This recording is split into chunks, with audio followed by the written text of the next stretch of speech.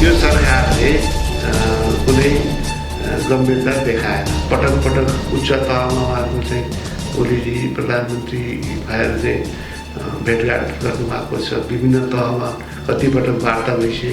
अहिले पछिल्लो अवधिमा सबभन्दा लामो सरकार नेपालको हिसाबले सबभन्दा लामो सरकार चलाउनु उहाँहरू हुनुहुन्छ। तर यो बिचमा कहाँ कहिले उहाँले विषयमा कुरा उठाउनुभयो? उहाँहरू त्यो नक्साको प्रकरणमा पनि त्यो एउटा चाहिँ उहाँले औपचारिकता त्यो पनि चौतर्फी कुरा उठिसकेपछि त्यो पठाएँ भन्नुभयो। भारत सरकारले नै वार्ताको लागि तयार छौँ भन्यो। तर त्यसको लागि नेपालको तर्फबाट गम्भीर पहल हुँदै भएन। भारत सरकारकोमा के चाहिँ सन्देश कतिपय कुरो भनिरहनु पर्दैन नि। के सन्देश गयो भने नेपालले यो भूमिलाई महत्त्व दिएको छैन। यो भूमिलाई हामीले प्रयोग गरिराख्दा हुन्छ। हामीले के भनिरहेको छौँ भने उहाँले प्रयासै गर्नु भएन। प्रयास नगरेको मात्रै होइन, चासो नै लिनु भएन। त्यसो हुनाले चाहिँ यो सरकार चाहिँ राष्ट्रियताप्रति राष्ट्रिय अखण्डताप्रति यो सरकार संवेदनशील भएन। यही बेला यस्तो भ्रष्टाचार स्वास्थ्य सामग्रीमा समेत भ्रष्टाचार भनेपछि यस्तो बेलामा पनि भ्रष्टाचार सोध्ने भनेपछि त के आशा गर्ने सरकारले? नेपाली गीत सङ्गीत र स्रष्टा अनि ती भित्रका अनेकौं नालीबेली अब एकै ठाउँमा अनलाइन sangeetssarobar.com। एकचोटि त हेर्नुहोस् sangeetssarobar.com। नमस्कार आदरणीय दर्शकवृन्द, समसामयिक विषयवस्तुहरूमा संवाद गर्नको लागि आज हामीसँग उपस्थित हुनुहुन्छ नेपाली काङ्ग्रेसका सहमहामन्त्री डाक्टर प्रकाश शरण महज्यू। तपाईँलाई स्वागत छ। धन्यवाद। तपाईँलाई हिजो हामीले आन्दोलनकारीहरूको माझमा देखेका थियौँ, के को लागि जानुभएको थियो? अनि म हाम्रा विद्यार्थीहरूलाई थुनेर राखेको थियो। त्यो सिलसिलामा उनीहरूको हालचाल बुझ्नुमा गयो। अहिलेको अवस्थामा चाहिँ त्यहाँनिर सत्ता पक्ष पनि अनि प्रतिपक्ष पनि र सत्ता पक्षसँग हाम्रो कुनै त्यसमा चाहिँ हाम्रो विद्यार्थीहरू सहभागी छैन। किनभने सत्ता पक्षले यो विषयलाई अत्यन्त हल्का ढङ्गबाट यो हाम्रो जुन हाम्रो सीमा छ राष्ट्रियताको ठुलो नारामा उहाँहरू चुनाव जितेर आउनुभयो। तर त्यसको उल्टो बाटो उहाँहरू चाहिँ हरेक क्षेत्रमा उल्टो बाटोमा हिँडिराख्नु भएको छ र यो विषयलाई उहाँहरूले अत्यन्त हल्का ढङ्गले लिएको, गम्भीर नभएको कारणले नै त्यहाँ यो चाहिँ यो परिस्थिति जटिल हुँदै गएको। त्यसो हुनाले अब उहाँहरूसँग त अब त्यसमा हामीले चाहिँ खबरदारी गर्ने हो। सरकारको नेतृत्वमा उहाँहरू हुनुहुन्छ, उहाँहरूले चाहिँ छिमेकीसँग वार्ता गर्ने हो। हामी त त्यो वार्ता गर्ने ठाउँमा छैनौँ। हामीले हाम्रो दृष्टिकोण राख्छौँ, आफ्नो तहबाट भन्नुपर्ने ठाउँ भन्छौँ। तर देशको तर्फबाट आधिकारिक प्रतिनिधित्व गरेर कूटनीतिक तहमा कुरा राख्ने भने त सरकार हो, सरकारले गर्नु पर्यो। त्यो उहाँहरू चाहिँ गरिरहनु भएको छैन र उहाँहरूका अभिव्यक्तिहरू आज एउटा अभिव्यक्ति, भोलि अर्को अभिव्यक्ति, अनि यो कुरा उठिसकेपछि बल्ल अब गर्छौँ भन्ने नगर्ने जुन प्रवृत्ति छ त्यसको खिलाफमा हामीले बोलेका छौँ, खबरदारी गरेका छौँ। हाम्रो भातृ सङ्गठनहरू, विद्यार्थी सङ्घ, नेवी सङ्घले पनि यो सरकारको वर्तमान सरकारको चाहिँ जुन यो सीमाका सम्बन्धमा, राष्ट्रियताका सम्बन्धमा कुरो ठुलो गरेर नै सत्तामा पुग्नु हो, तर काम नगर्ने। त्यस कारण नेपालको राजनीतिक एउटा चाहिँ के देखियो भने जसले जोर सोरले ठुलो कुरो गर्छन्, डोन्ट बिलिभ देम, विश्वास नगर्नुहोस्। किनभने त्यो चाहिँ एउटा देखावाको लागि त्यस्तो चाहिँ कुरा गरेको चाहिँ देखियो। त्यस कारण त्यसको खिलाफमा विद्यार्थीहरू सडकमा आए, त्यहाँ धरपकड भयो। अब गाडीभित्र पक्रिसकेपछि पनि त्यहाँ करेन्ट लगाएको कुराहरू पनि उनीहरूले मलाई रिपोर्ट गरे।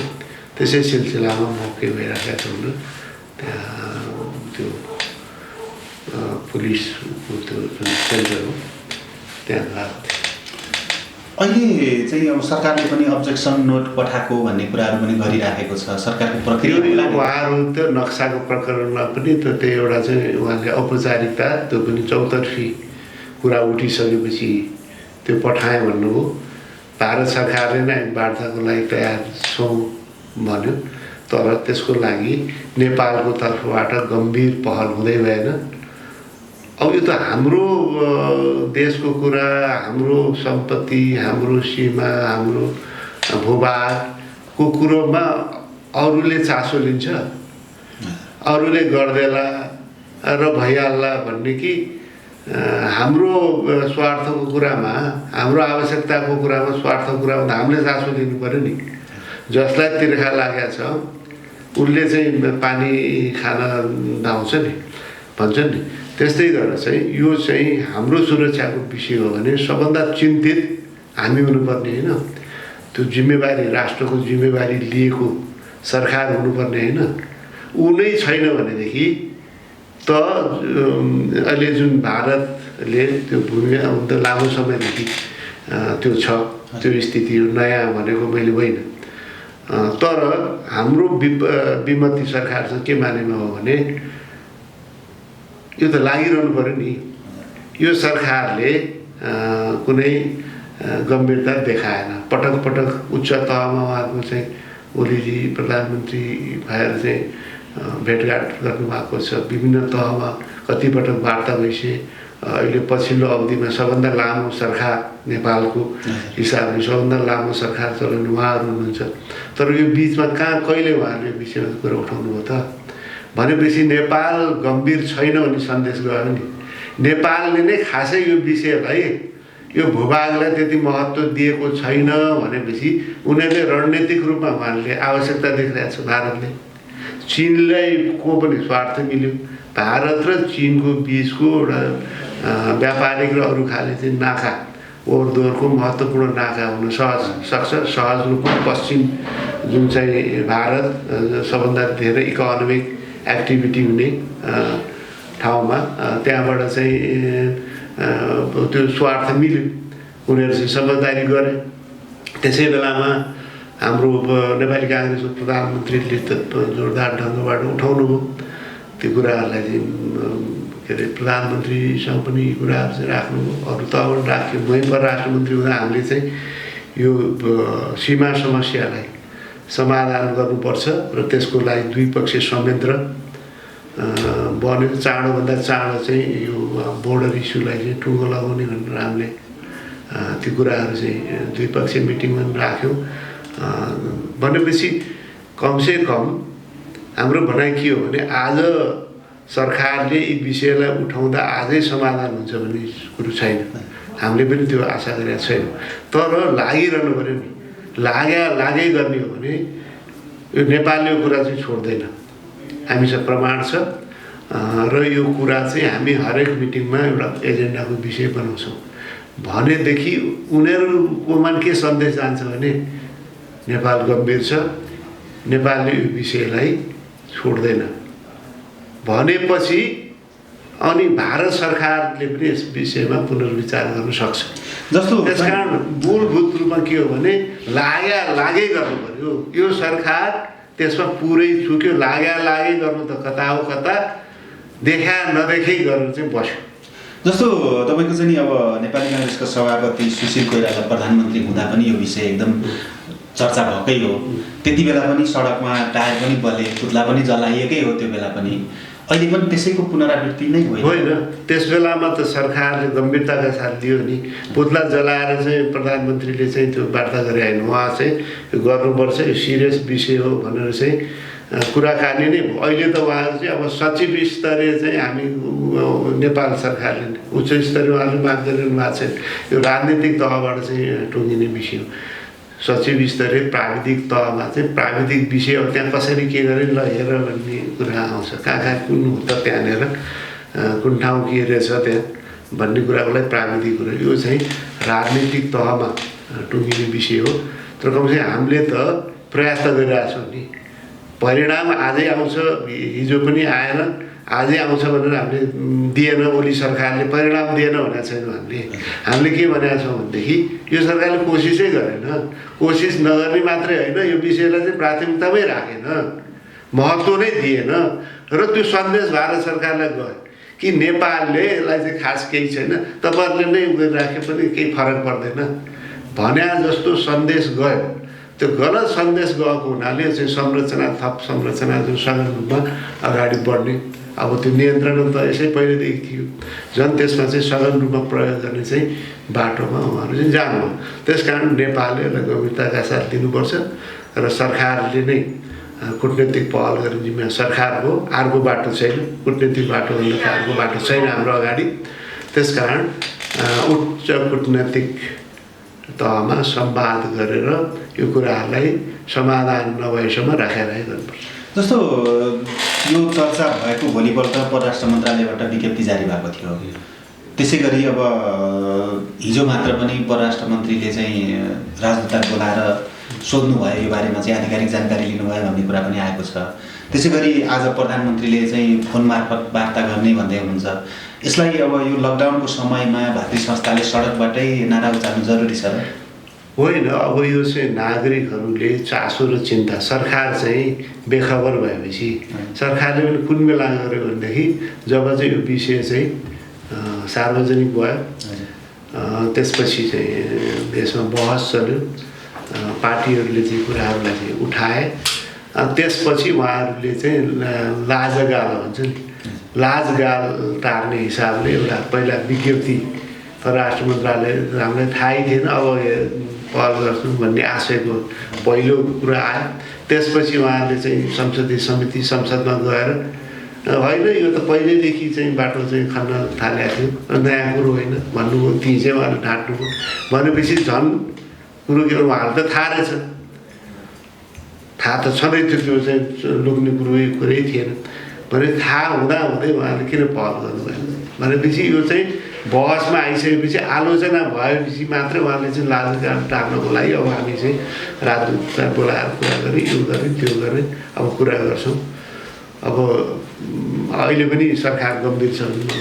जस्तो अहिले प्रतिपक्षी दलले चाहिँ सरकारलाई गम्भीर आरोप लगाउने गर्छ होइन, यो चाहिँ मिचेको होइन बेचेको हो, कम्युनिस्ट सरकारले चाहिँ यसलाई बेच्यो भन्छ, यो आधिकारिक धारणा नै हो र? हामीले यो शब्द प्रयोग गरेका छैन। अब व्यक्तिगत रूपमा कसले बोल्दा के बोल्छन् होइन, तपाईँले चाहिँ हाम्रो चाहिँ पार्टी सभापतिको वक्तव्य त्यहाँ त्यो शब्द छ र हाम्रो पार्टीको निर्णयमा छैन।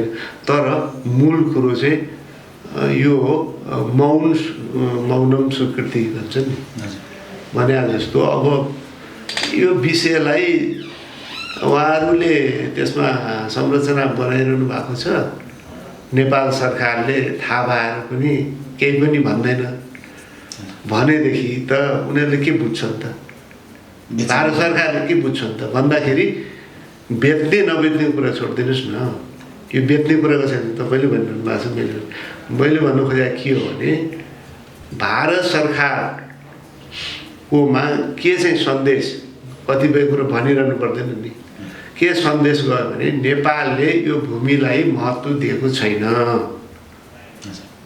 यो भूमिलाई हामीले प्रयोग गरिराख्दा हुन्छ, हाम्रै अधीनमा राखेर अझ त्यसको सघन प्रयोग गर्दै गए हुन्छ, नेपालले यसलाई ठिकै छ के भयो र भन्ने हिसाबले लिएको छ भने गयो कि गएन, मेरो भनाइ त्यो। त्यस कारण अब कसले के शब्द प्रयोग गर्छन् त्यो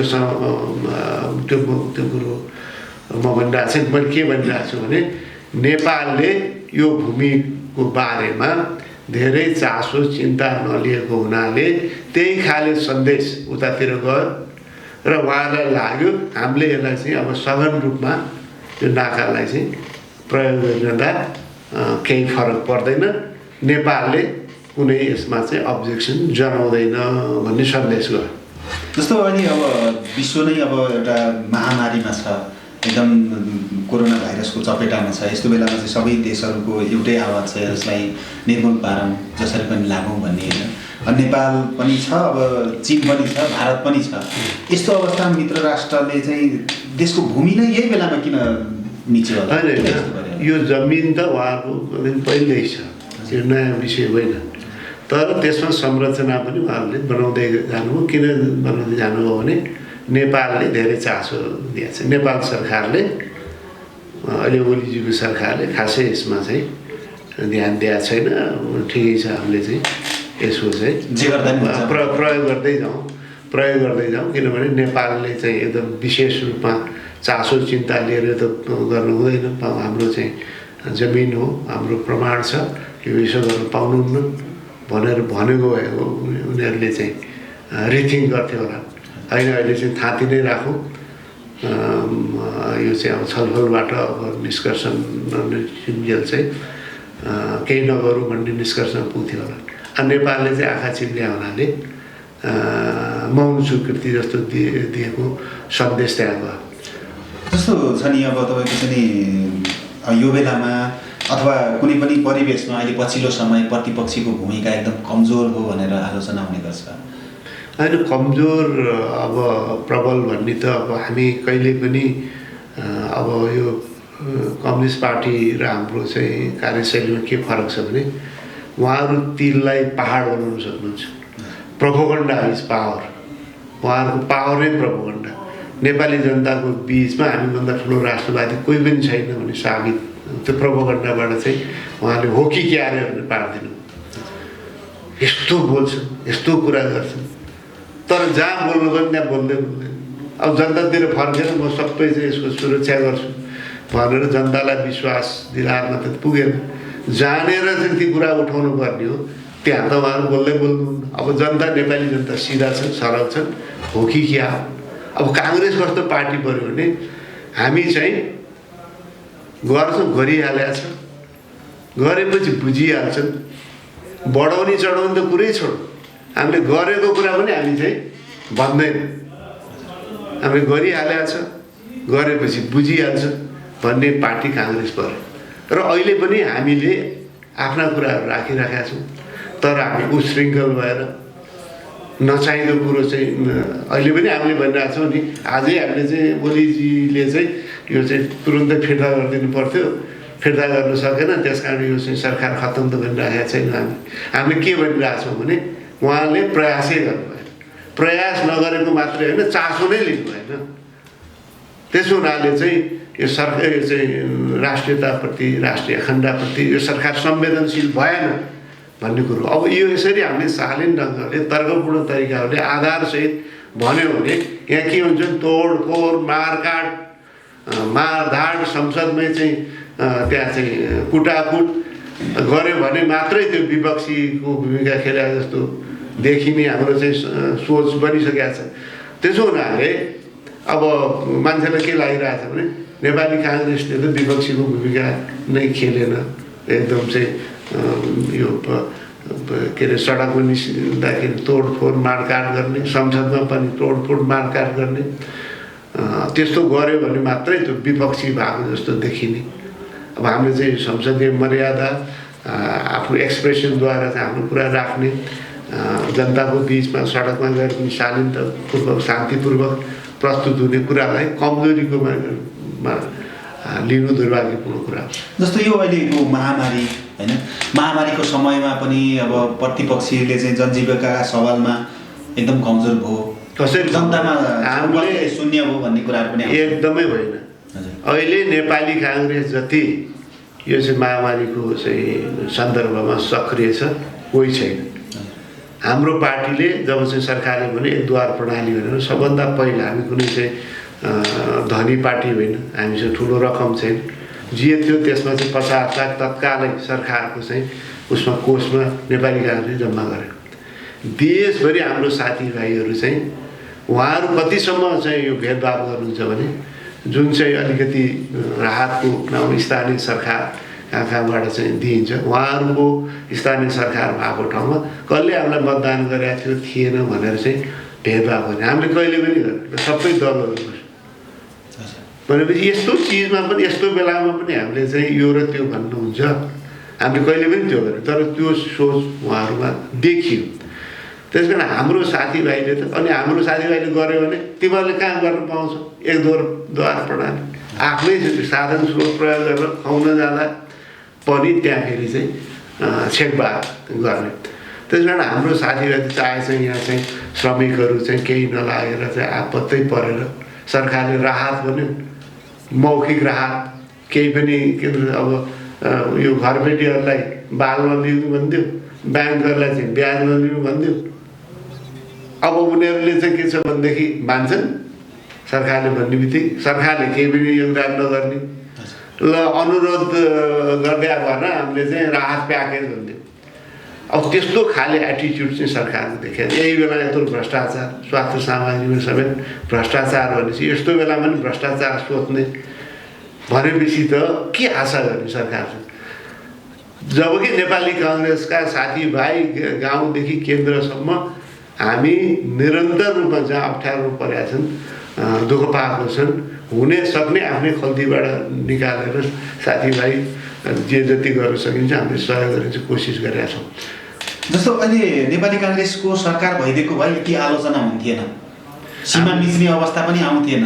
हामीले हेर्नुहोस्, हामी कहिले पनि यो प्रोपोगन्डामा विश्वास गर्दैन, तर काम चाहिँ हामीले सिन्सियरली भन्छौँ। हेर्नुहोस्, सिन्सियरली भन्छौँ। हिजोको दिनमा पनि हामीले चाहिँ राखेको, स्ट्रङली राखेको यो सुशीलजीको सरकारले पनि, शेरबाजीको सरकारले, म प्रचण्डजी प्रधानमन्त्री हुँदा विदेश मन्त्री हुँ, त्यो बेला पनि स्ट्रङली तपाईँले त्यस बेलाको चाहिँ दुई पक्ष चाहिँ समझदारी हेर्नुहोस्, विदेश मन्त्री तहको संरचनामा मैले त त्यहाँ एक गरेर प्रधानमन्त्री बोल्यो। त्यस बेला नेपालको सम्बन्ध पहिलाको चाहिँ नाकाबन्दीको कारणले चाहिँ चिसिएको थियो। उहाँहरूले भन्नु नेपाल भारत सम्बन्ध कसरी सुमधुर हुन्छ, हामीले भन्यौँ नेपालका तपाईँहरूको लागि चाहिँ ठुलो कुरो होइन, हाम्रो लागि ठुलो यो चाहिँ सीमाका कुराहरू छन्। हिजोको सन्धि सम्झौता अनुसार चाहिँ कार्यान्वयन नभएका कुराहरू छन्। यो चाहिँ बर्खायाममा चाहिँ फ्लडिङ हुन्छ, दक्षिणपट्टि चाहिँ त्यो बाँध अग्लो बाँध दिएको हुनाले चाहिँ प्राकृतिक रूपमा चाहिँ खोला नाला जुन चाहिँ बहने छ त्यो हिउँदमा सुक्खा देखिन्छ, बर्खामा आउँछ, त्यो बेला रोकिन्छ। त्यसमा प्राकृतिक रूपमा जसरी जान पाउनुपर्ने त्यो जान दिनुपर्छ। यी कुराहरू चाहिँ यी कुरा गऱ्यो भने नेपाल र भारतको सम्बन्ध चाहिँ उत्कृष्ट हुन्छ। तपाईँहरूको लागि ठुलो कुरै भनेपछि उहाँहरूले के भन्नुभयो भने ल परराष्ट्र मन्त्री तब कुरा गर्नुहोस्, ल हुन्छ भनेपछि 3-4 कुरा चाहिँ हामीले उल्लेख गऱ्यौँ। एउटा कुरा यो चाहिँ सधैँ चाहिँ फ्लडिङ भएर चाहिँ हाम्रो चाहिँ हुन्छ बर्खायाममा पूर्व मेचीदेखि महाकालीसम्म संयुक्त टोलीले कहाँ समस्या छन् हेरेर त्यसको आधारमा त्यो समाधान गर्ने समझदारी पढेँ मैले चाहिँ यतिकै भने होइन, त्यो समझदारी भयो। अर्को मैले कुरा उठाएँ, यो चाहिँ यो सन्धि सम्झौता गण्डक सम्झौताको बारेमा यसै चाहिँ यो अनइक्वल भयो, बराबरीको आधारमा ऊ बेला थाहा पनि थिएन। हाम्रो त ओभरसियर पनि इन्जिनियर हुने बेलाको समय। त्यसकारण त्यसमा पनि जे नेपालले पाउनुपर्ने भनेको कुरा पनि अझसम्म त्यहाँ जति पानी पाउनुपर्ने, जति नहरको संरचना बन्नुपर्ने यसै अनइक्वल, त्यहाँ माथि पनि हामीले पाउने भनेर त्यसमै लेखेको पनि पाएका छैन भनेर मैले पहिलोपटक उठाएपछि उहाँहरूले भन्नुभयो तपाईँले चाहिँ पहिलोपटक यसरी उठाउनुभयो, तपाईँहरू ठिक हो, यो चाहिँ समाधान गर्ने भनेपछि नेपालले डिपिआर दिने बित्तिकै भारतले यो बनाउने नेपालको जुन सम्झौता अनुसारको त्यो संरचना पनि बनाउने, पानी पनि गर्ने भन्ने त्यहाँ छ। त्यो हेर्नु होला जस्तो त्यस्तै रात त्यस्तै मैले फ्लडिङको भने यो महाकाली यो नहरको कुरा त्यो नबनाएको कुरा पनि हामीले उठायौँ भनेपछि त्यस्तै सीमाको कुरामा समग्रमा उनीहरू भनाइ के थियो भने जति चाहिँ यो टुङ्गिया छ यो विवाद त्यो यति टुङ्गियो भनौँ भन्ने त्यो होइन।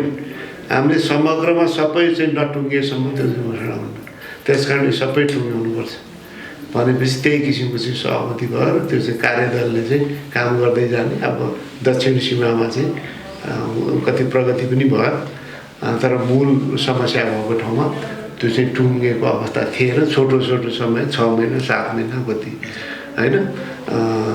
तर अब अहिले चाहिँ एउटा 5 वर्षको लागि चाहिँ निर्वाचित भएको सरकार राष्ट्रियताको चाहिँ धुरन्धर नारा दिएर निर्वाचित भएको सरकारले त जनतालाई चाहिँ उच्च प्राथमिकतामा राखेर टुङ्ग्याउन अगाडि बढ्ला भनेको त उहाँहरू त पुरै सुतेको अवस्था। सरकारले अहिले अब बजेट ल्याउने तयारी गरिराखेको छ होइन, यसमा चाहिँ अब जनजीविकाका सवालमा जनताका प्रत्यक्ष चाहिँ अब राहत हुने सवालमा चाहिँ नेपाली काङ्ग्रेसको भूमिका के हुन्छ? अनि हामीले हाम्रो दृष्टिकोण राखिराखेका छौँ र कार्यदल पनि बनाएको छ। आर्थिक रूपमा चाहिँ समग्रमा अल्पकालीन दीर्घकालीन दृष्टिकोण चाहिँ हामीले सरकारसँग पनि राख्ने, जनताको बिच पनि सार्वजनिक गर्ने भनेर त्यो पनि बनेको छ। र मूलभूत रूपमा हाम्रो अहिले भनाइ के छ भने अहिले चाहिँ सबभन्दा ज्यादा नेपाल लकडाउनको कारणले चाहिँ अब अप्ठ्यारोमा छ। अब सङ्क्रमणले त अहिलेसम्म यद्यपि बढ्दैछ, कोही मर्या छैन अहिलेसम्म होइन। पशुपतिनाथको कृपाले भन्नुपर्छ, सरकारले काम गरे भन्दा पनि अहिलेसम्म धेरै सङ्क्रमण भएको छैन, भोलि हुनसक्छ। अब अहिले चाहिँ सबभन्दा ठुलो प्रभाव नेपाली जनताले केबाट भोगिरह्यो? लकडाउनको कारणले सम्पूर्ण आर्थिक गतिविधि चाहिँ ठप्प छ। अब पर्यटन अब विदेशबाट अब चाहिँ यो विदेशमा जनजीवन सहज भएपछि पनि अझ वर्षौँसम्म त्यो मात्रामा पर्यटक आउँदैन, किन आम्दानी नै घटेपछि को आउँछ होइन, आउँदैन। अब यो चाहिँ खाडी राष्ट्रमा पेट्रोलियम पदार्थको मूल्य स्वाटै झऱ्यो। लकडाउनको कारणले चाहिँ अब चाहिँ बिक्री नै छैन पेट्रोलियम पदार्थको, त्यसले चाहिँ आम्दानी घट्यो उनीहरूको। आम्दानी घटेपछि त्यहाँको आर्थिक गतिविधि घट्यो। आर्थिक गतिविधि घटेपछि उनीहरूलाई अब कामदार, पहिला जुन लाखौँको सङ्ख्यामा नेपालीहरू चाहिँ काम गर्थे सबै अब धेरै बेरोजगार हुन्छन्, उनीहरू चाहिँ देश फर्किन्छन्। भारतमै लाखौँ चाहिँ नेपालीहरू चाहिँ काम गर्छन्, नेपाल फर्किन्छन्। अब नेपालमै पनि अब यो लकडाउनको कारणले उद्योग व्यवसाय चाहिँ पर्यटन सबै चाहिँ भएको छ, उनीहरू पनि बेरोजगार। ठुलो आर्थिक सङ्कट नेपालले बेहोर्दैछ। यो अवस्थामा अब हामी चाहिँ फिजुल खर्ची सरकार हुनै भएन। अहिले सरकार चाहिँ फिजुल खर्चीको चाहिँ नमुना भएको छ। अहिले चाहिँ अब सुकुम्बासी आयो भनेर अब हरेक जिल्लामा त्यहाँ चाहिँ मान्छे भर्ना गरेर पार्टी कार्यकर्ता भनेर त्यहाँ संरचना बनाउने, नाउँमा 2 अरब जति त्यही खर्च गर्ने उहाँको प्रावधान छ। भनेपछि यस्तो चाहिँ अब सरकारी आयोगले नै एउटा रिपोर्ट दिएको छ, 206वटा विभिन्न समिति के मध्ये 47-49वटा बाहेकहरू त्यसलाई चाहिँ बन्द गर्दै हुन्छ भने अब फिजुल खर्चलाई टोटल समाप्त गरेर त्यसपछि अत्यावश्यक जो चाहिँ अल्पकालीन राहत, त्यसपछि चाहिँ रोजगारी सृजना, निर्माण कार्यमा रोजगारी चाहिँ आउला, कृषिलाई चाहिँ प्राथमिकतामा राख्नु पर्यो, कृषि क्षेत्रलाई चाहिँ रिएनर्जाइज गर्नु पर्यो। अब हाम्रो चाहिँ विदेशी मुद्रा चाहिँ कम हुने भयो। अब किनभने विदेशी मुद्रा 2 ठाउँबाट आउँथ्यो, निर्यातबाट त हाम्रो कति नै निर्यात हुन्थ्यो, 2टा अरू कहाँबाट आउँथ्यो? एउटा चाहिँ रेमिटेन्सबाट, अर्को पर्यटनबाट। पर्यटन पनि थला पर्यो, रेमिटेन्स पनि छ। यस वर्ष नै 20% 25% घट्ने कुरा छ, अझ बढी घट्न सक्छ। रेमिटेन्स पनि घट्यो। यो भएपछि हाम्रो पहिला त हाम्रो चाहिँ व्यापार घाटा भए पनि हामीले के ठानिरहेको थियौँ भने होइन, रेमिटेन्सबाट आछ, यो पर्यटनबाट आछ, त्यसबाट हामी विदेशी सामग्री जति पनि किन्न सक्छौँ। अब चाहिँ हामीसँग त्यो पैसा रहँदैन, नरहेपछि अब यसो के गर्ने त? अब हामीले चाहिँ आयात कम गर्नु पऱ्यो। आयातको निर्माण कार्यको आयात त हामी चाहिँ जहाँ आवश्यक पर्छ ल्याउनै पऱ्यो। तर केमा घटाउनु पऱ्यो भने हाम्रै चाहिँ यहाँ कृषि, हामी चाहिँ चामल किन्छौँ, अरू खाद्य पदार्थ किन्छौँ, तरकारी किन्छौँ, फलफुल किन्छौँ। यसमा यहीँ चाहिँ हामीले चाहिँ त्यसलाई बुस्टअप गर्ने चाहिँ क्षेत्रमा चाहिँ प्राथमिकता गर्नु पऱ्यो। र अर्को चाहिँ सरकारले जसरी चाहिँ विकास खर्चको नाउँमा उपभोक्ता समिति बनाउँदै आफ्नो मान्छे मार्फत अनि रकम कलम दुरुपयोग गर्नु, त्यो बन्द गर्नु पऱ्यो। त्यसको ठाउँमा पारदर्शी ढङ्गबाट त्यो चाहिँ सीमित साधन स्रोत खर्च गर्नु पऱ्यो। यी उपायहरूद्वारा सीमित साधन स्रोतको चाहिँ सदुपयोग गरेर जीवन निर्वाहलाई चाहिँ सहज पार्ने कुरा। अब धेरै अहिले चाहिँ यति प्रतिशत वृद्धि दर भन्ने चाहिँ सम्भावनै छैन। त्यस कारण चाहिँ कसरी चाहिँ कोही पनि नेपाली न्यूनतम आवश्यकताबाट चाहिँ वञ्चित नहुन् र उनीहरूको सर्भाइभलको स्थिति नै चाहिँ डामाडोल हुने स्थिति नआओस्, त्यतातिर चाहिँ सरकार केन्द्रित हुनुपर्छ, बजेट त्यतातिर केन्द्रित हुनु। जस्तो अहिले अब सरकारले चाहिँ सम्भावनाको कुरा पनि आएको छ कि संसदीय विकास कोष खारेज गर्ने भन्ने तयारी गरेको त्यो त गर्नु। अब यो वर्षको संसदको विकास खर्च कहाँ खर्च गर्नुहुन्छ भन्नुहोस् न उहाँले। यत्तिकै दिने हो भने त अझै यत्तिकै अब आफ्नो साथीभाइ उपभोक्ता छ भने त्यहाँ त केमा खर्च भयो, एउटा चाहिँ के अरे संस्थालाई दियो भनेर त्यसरी चाहिँ खर्च गर्ने बेला हो यो। नेपाली काङ्ग्रेसको दबाबमा होइन। अब हाम्रो त एकदम स्ट्रङ दृष्टिकोण छ। हामी भन्दैनौँ कि नेपाली काङ्ग्रेसले भनेर मात्रै चाहिँ सरकारले मान्यो भनेर चाहिँ म दाबी गर्न चाहन्न। तर हामी के कुरामा विश्वास गर्छौँ भने अब आर्थिक वर्षको अन्तिम आइसक्यो, खर्चै भएको छैन, अब लकडाउनको स्थिति छ, कहाँ खर्च हुन्छ भनेपछि त त्यो त कि चाहिँ कसैले खर्च गरे भनेर देखायो भने पनि त्यो चाहिँ अनुत्पादक क्षेत्रमा उनीहरूले चाहिँ बाँड्ने भए होइन। कुनै सङ्घ संस्थालाई दिएँ, यो दिएँ, त्यो दिएँ भनेर उपभोक्ता समितिले गर्दैछ भनेर कागजमा मात्रै देखिने हो। त्यस कारण त्यो ठाउँमा खर्च गर्ने बेला होइन। यसलाई बरु चाहिँ यो चाहिँ अहिले जुन अहिले सङ्क्रमण छ, स्वास्थ्य क्षेत्रलाई हामीले प्राथमिकता दिनुपर्ने अवस्था छ, अरू खाले रोजगारी सृजना गर्ने क्षेत्रलाई प्राथमिकता दिनुपर्ने अवस्था छ, विदेशी सहायता पनि घट्दैछ। अब हाम्रो त खर्च चाहिँ जम्मै हाम्रो आफ्नो आम्दानी त जम्मै यो के अरे यो पुलिस प्रशासन यसै खर्चमै जान्थ्यो।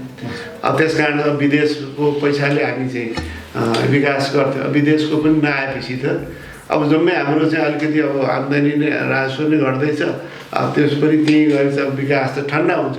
त्यो अवस्थामा अब त्यो चाहिँ यो चाहिँ साधारण खर्च चाहिँ कम गरेर त्यसबाट अलिअलि बचाएर यो चाहिँ विकास निर्माण, रोजगारी सृजना, कृषि, स्वास्थ्य, शिक्षा जसमा हामी खर्च गर्न पर्छ, यी क्षेत्रमा केन्द्रित हुनुपर्छ। हामी लगभग अन्तिममा छौँ होइन। जस्तो अहिलेको अब यो सीमा विवादको कुरा भए, अब बजेटको आफ्नो प्रक्रिया होला, त्यो प्रक्रियामै जाला, त्यसरी चल्ला होइन।